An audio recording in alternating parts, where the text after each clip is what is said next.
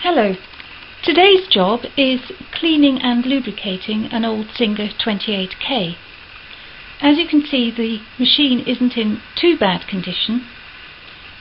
It isn't rusty. However, the metalwork is dull, it needs serious polishing, and also it needs lubricating. If you listen when I turn the handle, there is a bit of a squeak and it's quite difficult to turn. Next, I'll introduce you to the equipment that we're going to use. So, in no particular order, here are the items that I'm going to use. Wooden cocktail sticks, very useful for poking out bits of fluff and dust and getting into awkward corners. I use wood, never metal, because it doesn't scratch. A little rubber puffer, ideal for blowing out bits of fluff that are caught in corners. You don't have to use a puffer, you could use an empty plastic bottle. Next, a set of tweezers. These are flat-ended tweezers. Pointed end tweezers are ideal, but I can't find them, so these will have to do today.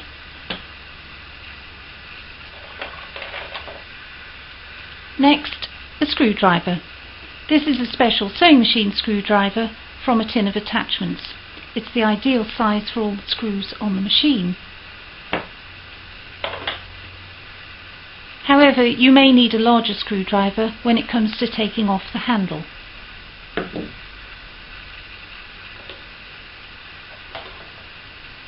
A tube of metal polish.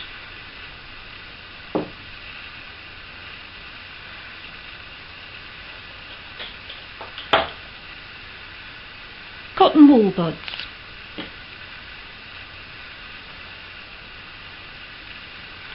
A soft cotton cloth for doing the metal polishing.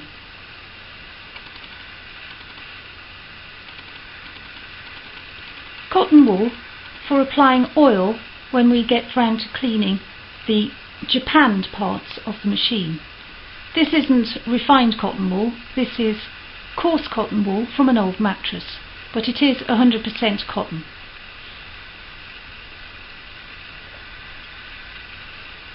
A lubricant, a non-silicone lubricant, if there are any sticking mechanisms.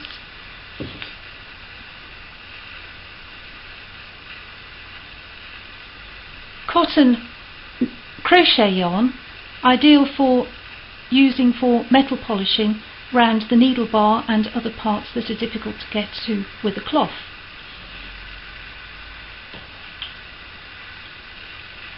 An incidental toothbrush for getting into little corners.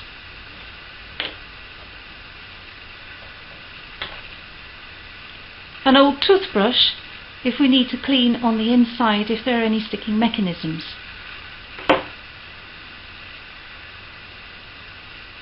And sewing machine oil. Always use sewing machine oil. Do not use any other lubricant because they are too coarse and can cause sticking after a period of time.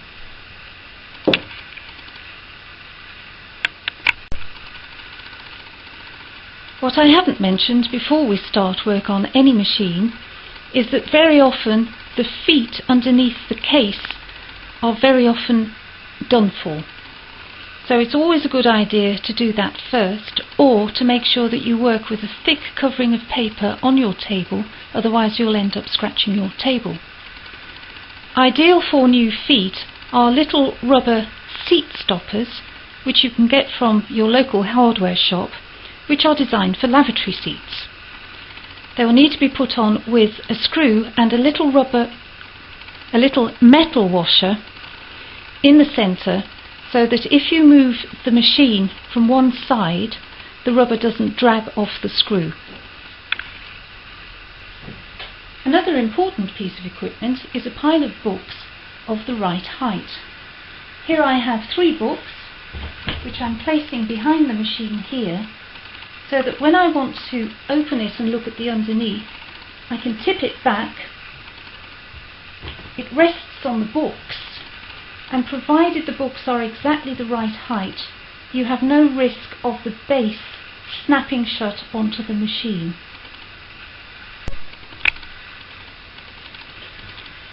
The first job is to get rid of excess dust. First of all, give the machine a wipe over with a soft cotton cloth, and then you need to remove all the dust from inside and underneath. I've already removed the dust from this machine. The easiest way to get at it is to remove both slide plates and remove the dust from underneath where the shuttle goes. Another important job is to get rid of the dust that accumulates around the feed dogs. The best way to do this is to remove the foot, remove the needle clamp so that you have easy access to this plate here. Now this particular machine, I can't actually undo that screw, but it doesn't matter, because by poking cocktail sticks down there behind the teeth, and then by lifting the machine, tipping it back and getting to the teeth from underneath, I've been able to remove a large amount of dust. And just to demonstrate, I'll get this last bit out now.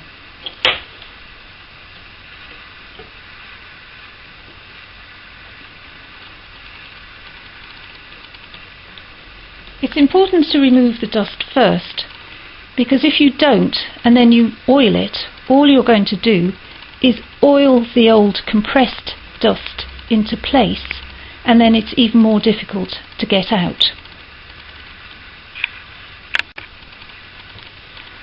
Once you're satisfied that you've removed all the dust from underneath around the shuttle and around the feed dog teeth, then you can start polishing. Now I have already polished the needle clamp and the foot, and I've already polished the slide plates. However, the presser bar at the back and the needle bar also I haven't polished yet. And you will find that not only can you remove the needle clamp and the presser foot, but you can also remove this last hook here, which will come off quite easily. It's already been loosened with the screwdriver. It's quite a long screw.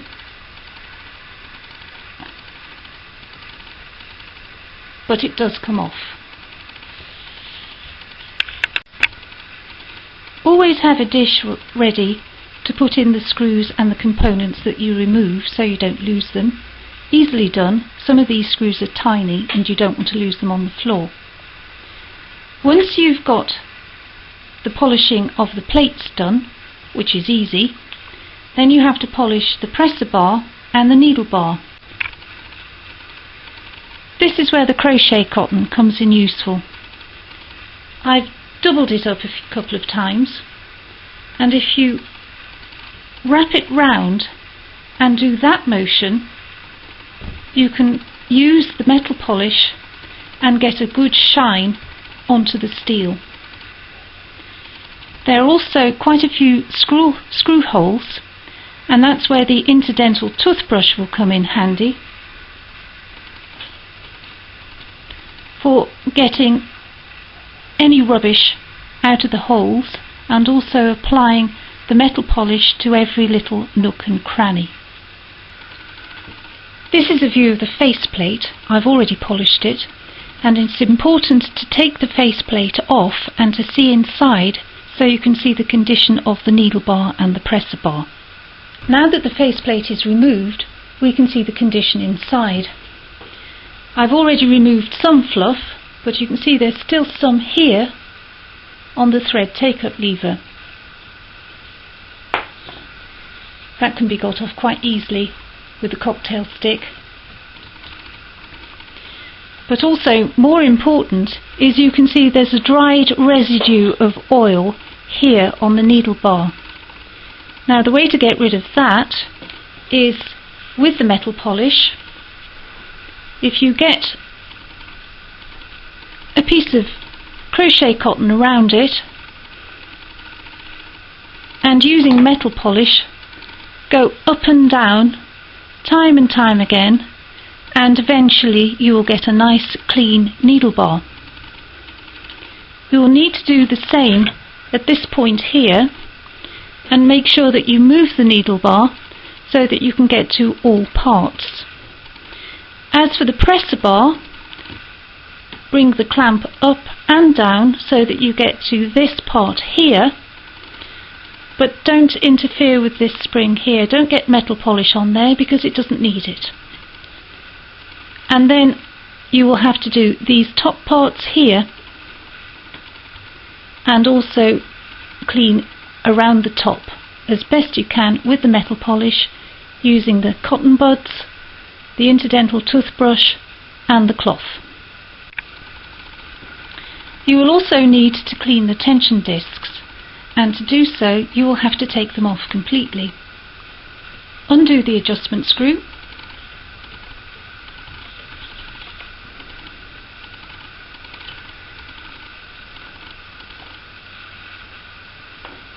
take off the spring, it's a beehive shape.